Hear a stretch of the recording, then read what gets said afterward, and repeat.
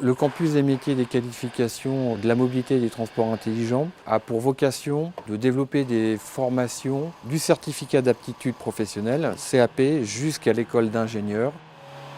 Aujourd'hui, le secteur de la mobilité et du transport intelligent est bien entendu mécanique, mais son évolution s'oriente vers une industrie beaucoup plus connectée et par conséquent va entraîner l'évolution d'un certain nombre de métiers et la création d'autres, notamment dans le cadre de la gestion des données et dans la cybersécurité.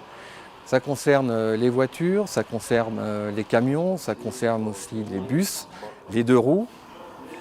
L'intégration de ces nouvelles technologies a un impact considérable sur l'ensemble de la chaîne de production des véhicules, en allant de la conception, de la production, mais également à la réparation, à la maintenance des véhicules. L'idée exacte de où se trouvait la caméra, où peut se trouver le lidar, etc. Aujourd'hui, l'automobile, ça mélange plein de secteurs différents, donc ça va être de la mécanique, de l'électronique, de plus en plus d'informatique. L'utilité de la maintenance avec l'utilisation d'objets connectés, c'est vraiment de pouvoir prévenir justement les pannes. Aujourd'hui, on est essentiellement passé sur du code plutôt que sur de la mécanique, donc ça va être comment détecter des erreurs dans le code et être capable d'agir avant qu'il n'y ait un pépin physique par la suite. Qui dit connexion au système informatique à bord d'un véhicule, dit maintenance. Maintenance pour les mettre à jour, maintenance peut-être pour les réparer aussi. Donc bien évidemment qu'il y a de nouveaux métiers qui apparaissent dans ce domaine-là.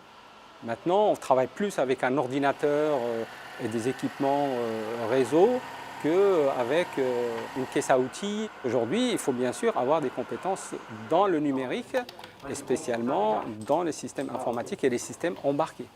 Un véhicule aujourd'hui, quelle que soit sa nature, présente des moyens de connexion qui peuvent être piratés. Si je prends l'exemple le plus simple, qui est celui de la télécommande.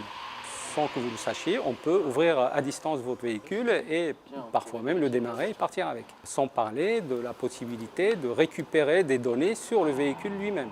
On peut avoir jusqu'à 300 valeurs à récupérer sur un véhicule. Le chargeur sur le véhicule. On peut aussi saboter peut-être aussi un véhicule si on arrive à pénétrer son système. La formation cybersécurité que l'on fait ici, elle n'est pas spécialement orientée transport. Mais on est en train de mettre en place des partenariats avec des entreprises qui travaillent dans le domaine de transport justement. Il y a une pénurie, moi ça m'est arrivé de discuter avec des industriels et aujourd'hui ils ne trouvent pas les compétences en nombre qu'ils veulent dans ce domaine-là.